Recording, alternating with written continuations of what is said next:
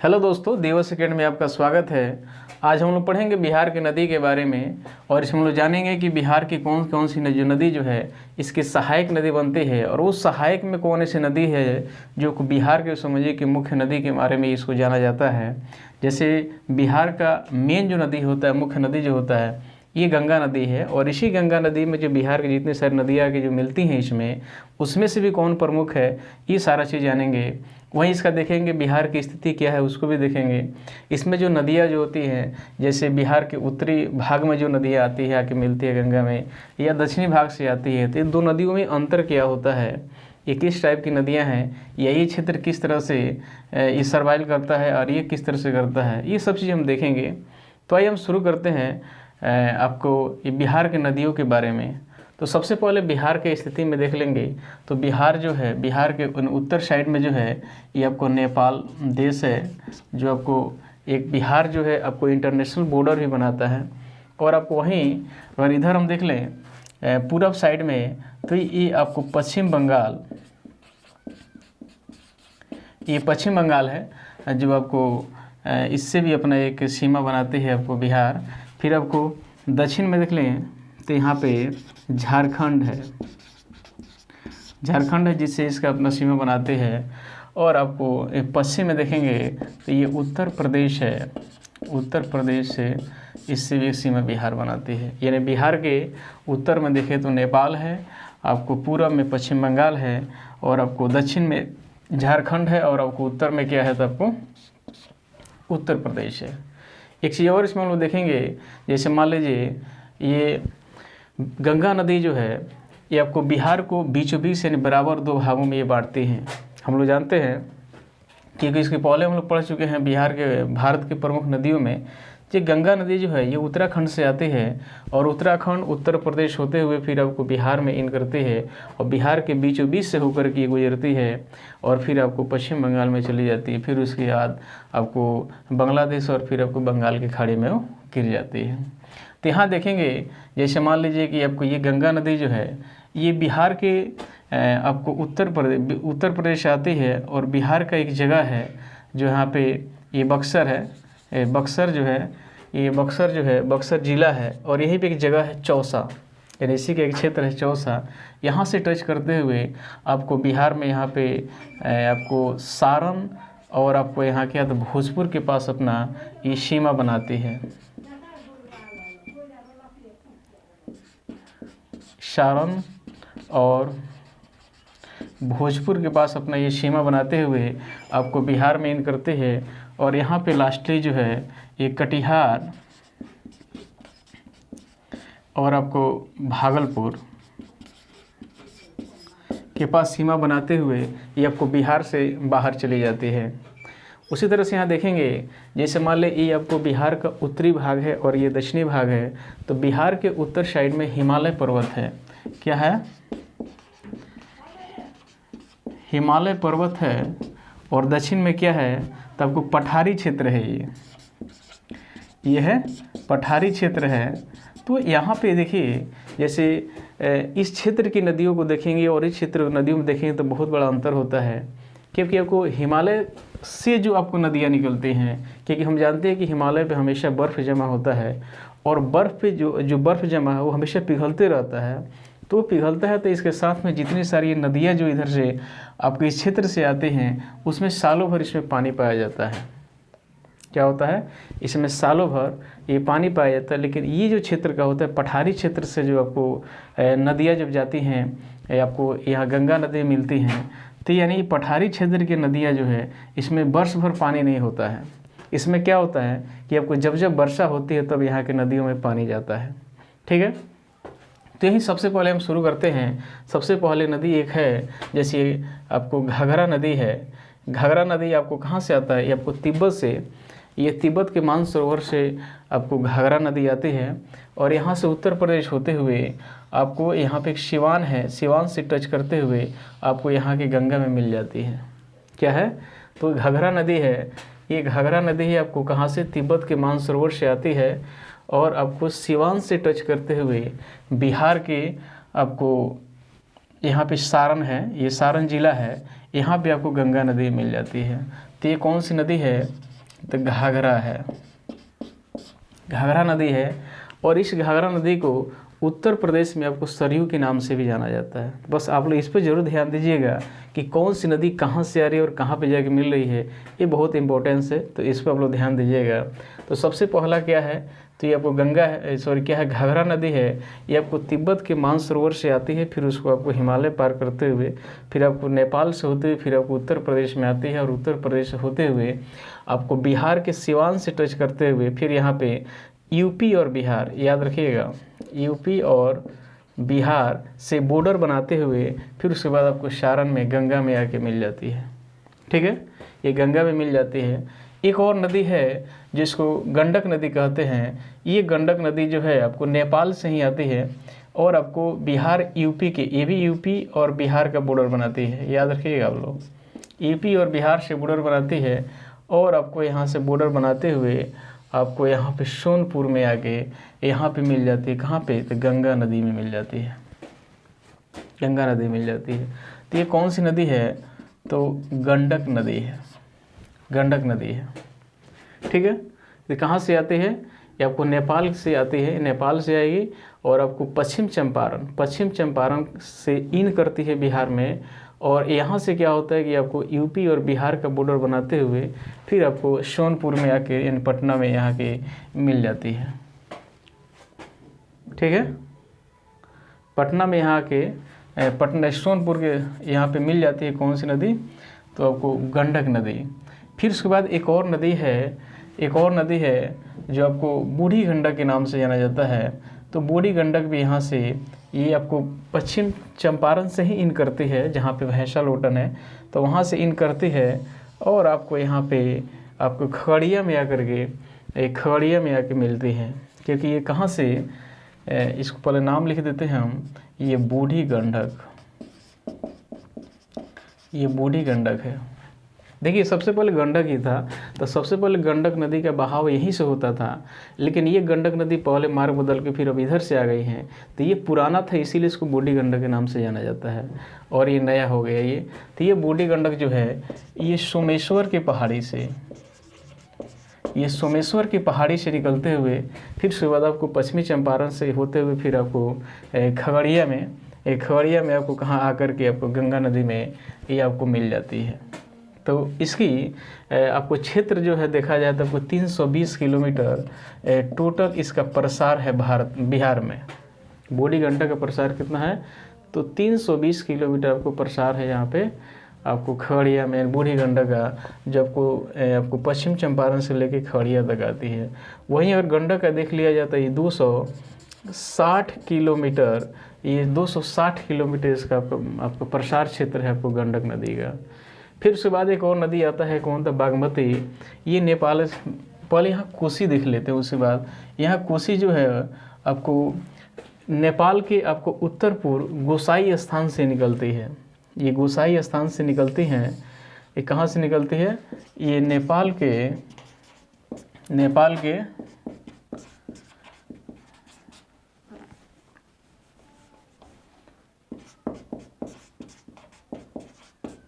गोसाई क्षेत्र से निकलती हैं। ये नेपाल के गोसाई क्षेत्र से निकलती है कोसी नदी, और इस कोसी में एक नदी है कमला, ये कमला आके मिलते हैं, और फिर उसके बाद एक बागमती नदी भी इसमें आके मिल जाती है। ठीक है, तो ये क्या है, ये नदी है बागमती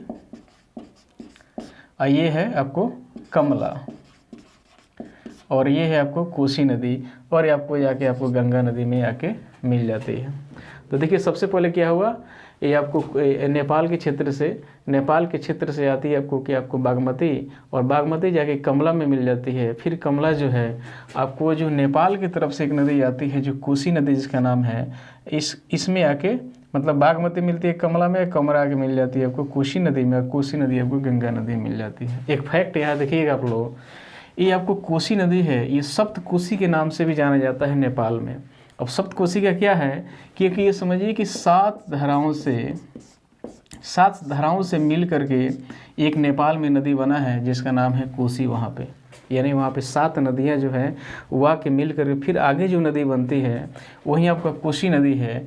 अब यहाँ एक चीज़ देख लीजिएगा आप लोग, चूँकि ये 7 धाराओं से मिलके बना है तो इसमें जाहिर से क्षेत्र में पानी की मात्रा बहुत ज़्यादा है। यहाँ पे बहाव क्षेत्र, पानी का बहाव जो है वो पानी ज़्यादा होने के चलते इसका बहाव जो है, इसका स्पीड जो होता है बहुत ज़्यादा होता है। साथ ही साथ जैसे बिहार में आती है तो बागमती नदी और कमला नदी या दोनों आके जो इसमें मिलते हैं तो इसमें और पानी का आप समझिए ये पानी और ज़्यादा उसमें बढ़ जाता है और उसका स्पीड जो होता है और ज़्यादा तेज़ हो जाता है।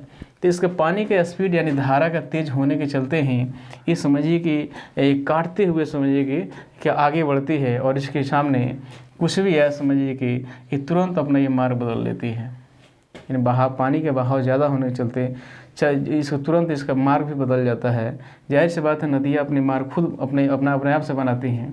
तो यही है कि पानी के बहाव ज़्यादा होने के चलते ये कब किस मार्ग में अपना रूट बना लें, कब किस क्षेत्र में अपना रूट बना लें, ये भी समझिए कि मुश्किल है। तो इसीलिए बिहार में इसको क्या तो आपको बिहार के शोक के रूप में इसको जाना जाता है, क्योंकि बहुत समझिए कि विनाश करती है बिहार को। ठीक है, चूँकि एक चीज़ और से देख लेंगे, ये जितनी सारी नदियां हैं, ये जितनी सारी नदियां समझिए हिमालयन क्षेत्र से आती है। एक तो क्या होता है कि बर्फ़ है तो समझिए कि हमेशा बर्फ़ पिघलेगा तो पानी तो ये सारी नदियों में रहेगा ही। फिर जब बारिश आता है तो बारिश के समय भी इसमें क्या होता है, पानी की मात्रा और अधिक बढ़ जाती है, जिससे कारण ये जितना सारा क्षेत्र जो है ये हमेशा बाढ़ के क्षेत्र से ये बहुत प्रभावित होता है, हमेशा बाढ़ के चपेट में ही आता है आपको उत्तरी बिहार।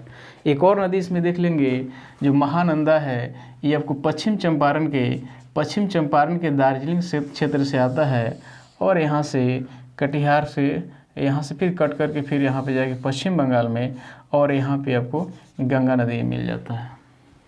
ये बिहार की गंगा नदी में ये महानंदा के नहीं मिलता है, यहाँ के ये महानंदा नहीं मिलता है।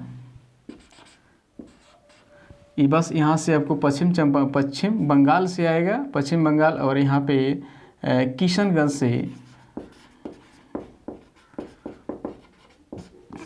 से इन करता है बिहार में, और फिर यहाँ आपको पूर्णिया कटिहार होते हुए फिर यहाँ से बिहार से बाहर जाता है और पश्चिम बंगाल में जाकर के आपको गंगा नदी मिल जाता है। तो बस यहाँ से एक चीज़ देख लीजिएगा, यानी ये गंगा नदी जो है, ये गंगा नदी की आपको बाएं तट से, चूँकि गंगा नदी इस तरफ से आती है, यूपी से आती है, तो इसका धारा जो है इस साइड से ऐसे है, इस तरह से, यानी इस गंगा नदी का बायां तरफ ये हुआ और दाहिना तरफ ये हुआ। तो क्वेश्चन पूछ सकता है कि समझिए कि गंगा नदी के बाएं तरफ से कौन कौन सी नदियाँ के बिहार में मिलती हैं, तो हम कह सकते हैं पहला क्या, घाघरा है, फिर उसके बाद आपको कौन सा ये गंडक नदी है, फिर बूढ़ी गंडक है, बागमती है, कमला है, कोसी है और महानंदा है।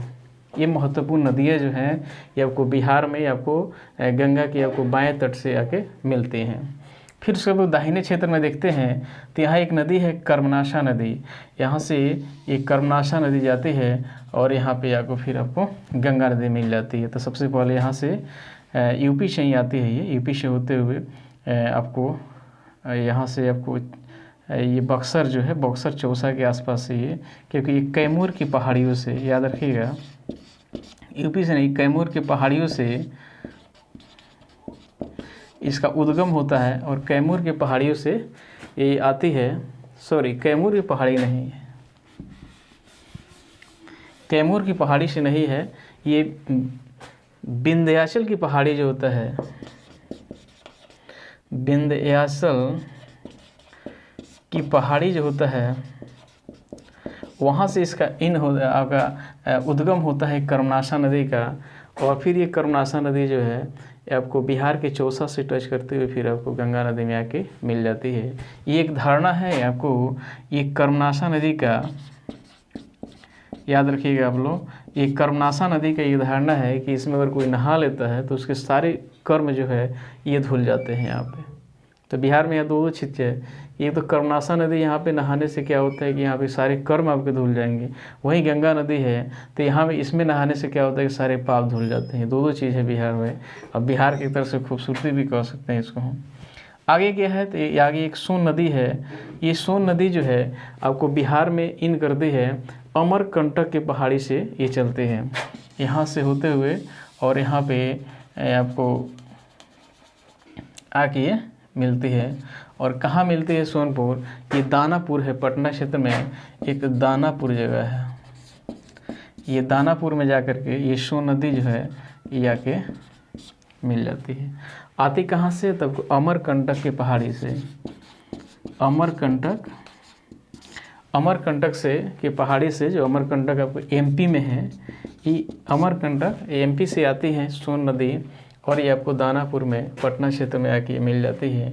ये आपको सोनपुर, और यहीं पे आपको ये आपको दोनों नदी के बीच में सोन नदी और आपको गंडक नदी के बीच में जो है ये पटना बसा हुआ है। ठीक है। फिर उसके आगे देखिएगा तो एक और नदी है आपको पुनपुन नदी। ये पुनपुन नदी यहाँ से निकलती है और जाके आपको फिर यहाँ से मिल जाती है, जो झारखंड के पलामू से आती है। ये कहाँ से आती है? ये झारखंड के पलामू जो है एक जगह है, ये पलामू से आती है, झारखंड के पलामू से आती है। और फिर आपको जो है ये फतुहा एक जगह है, फतुहा, ये फतुहा में जाकर के ये मिल जाती है गंगा नदी में। तो ये कौन सी नदी है? तो ये आपको पुनपुन नदी है। कौन सी नदी है? पुनपुन नदी है। ये आपको झारखंड के फतुहा से, झारखंड के पलामू से आती हैं, झारखंड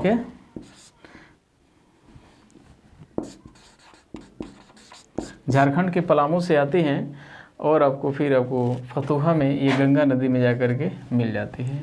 फिर एक और नदी है जिसको आपको निरंजना नदी या फल्गु नदी के नाम से जाना जाता है।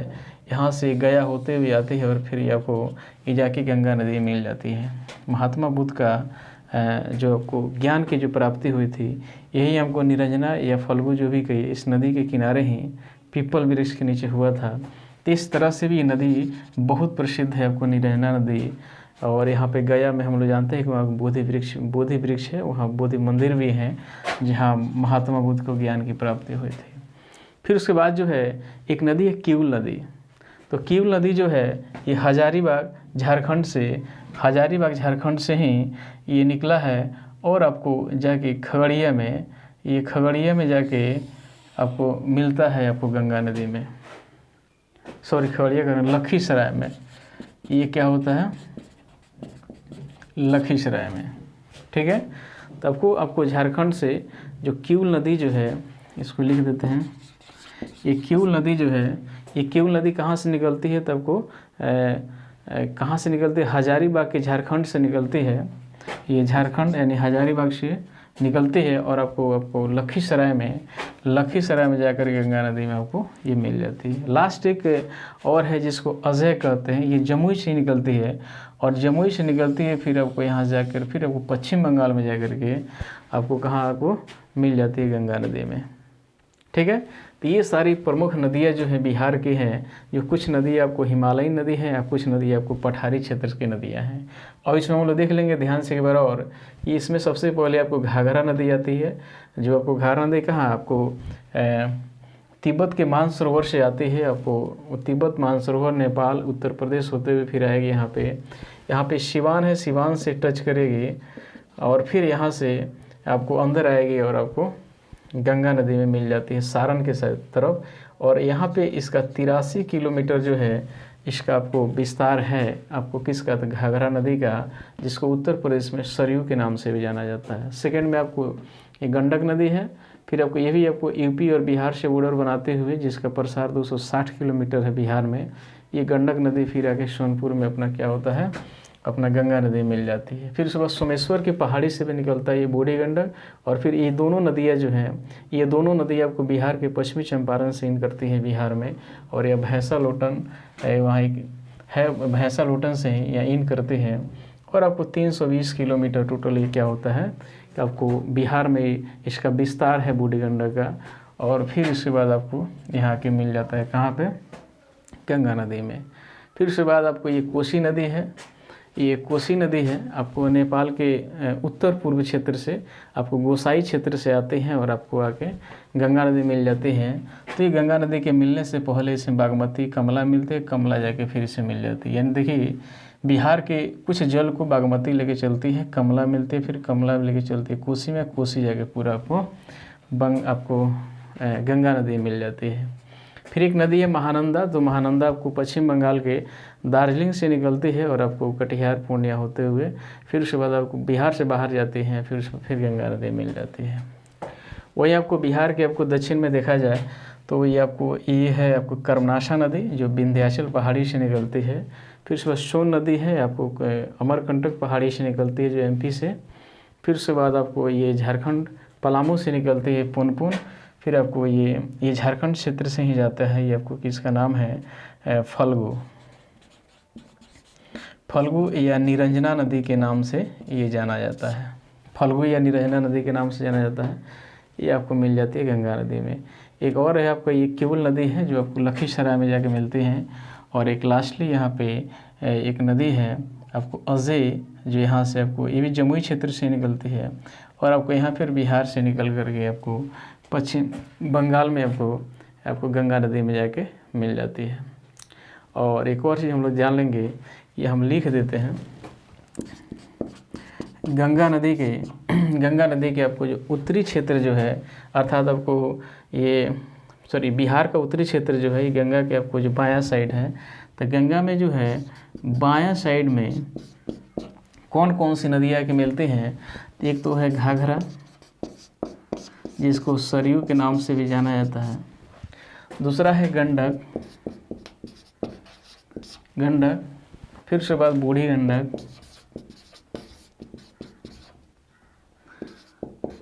गंडक है। फिर उसके बाद आपको बागमती है। फिर उसके बाद आपको कमला है, कोसी है और एक है महानंदा, ये महानंदा नदी है।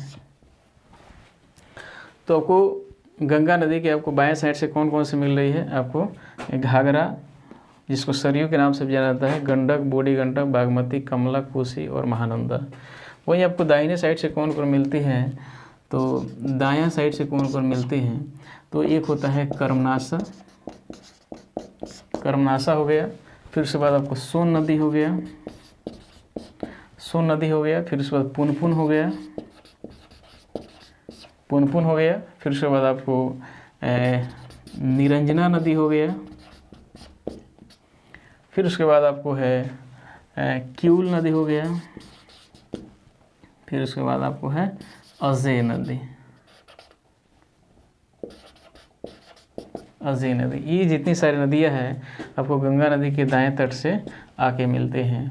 बस एक चीज़ देखिएगा कि ये आपको बिहार का उत्तरी भाग समझिए क्या होता है, आपको बाढ़ से प्रभावित होता है और आपको दक्षिणी भाग जो है सूखा से प्रभावित होता है। एक तरह से बिहार में देखा जाए कि दोनों तरह से अकाल है, एक पानी से इधर अकाल है और आपको सूखा से इधर अकाल है, क्योंकि इधर जितनी सारी नदियां हैं इसमें जब जब वर्षा होता है तभी केवल इसमें पानी आता है यहाँ की नदियों में, और जिसके चलते आपको सिंचाई होता है। और इसे मुख्य रूप से देखा जाए तो बिहार की आपको गंगा नदी जो है, यानी बिहार के बहुत सारे क्षेत्रों पर सिंचाई के लिए किसान इसी पर निर्भर रहते हैं।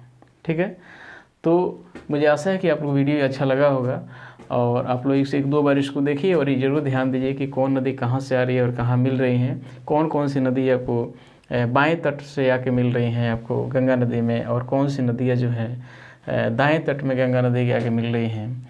एक चीज़ और बता दें आपको कि ये नदियाँ जो हैं यानी उत्तर से हिमालय नदियाँ जो है इसका विस्तार जो है आपको किधर से, यानी उत्तर से दक्षिण की तरफ है, दक्षिण की तरफ होता है, और इधर की यानी दक्षिण की नदियां हैं इसका आपको विस्तार जो है आपको दक्षिण से लेकर के आपको उत्तर की तरफ होता है।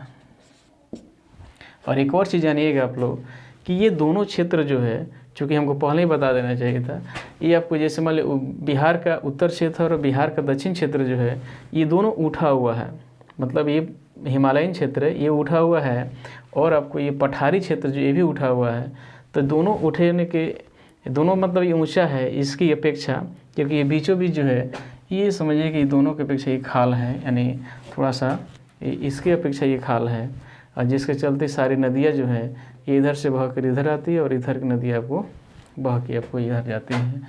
तो ये दोनों की अपेक्षा खाल होने के चलते ही सारी नदियाँ देखिए उत्तर से दक्षिण की तरफ और दक्षिण से उत्तर की तरफ ही नदियाँ जा कर के गंगा नदी मिलती हैं। तो मैं आशा करता हूँ आपको अच्छा लगा होगा, और अच्छा लगे तो आपको कमेंट कीजिए, सब्सक्राइब कीजिए, और आपके पास जितने सारे ग्रुप हैं उसको शेयर कीजिए। वीडियो देखने के लिए बहुत बहुत धन्यवाद।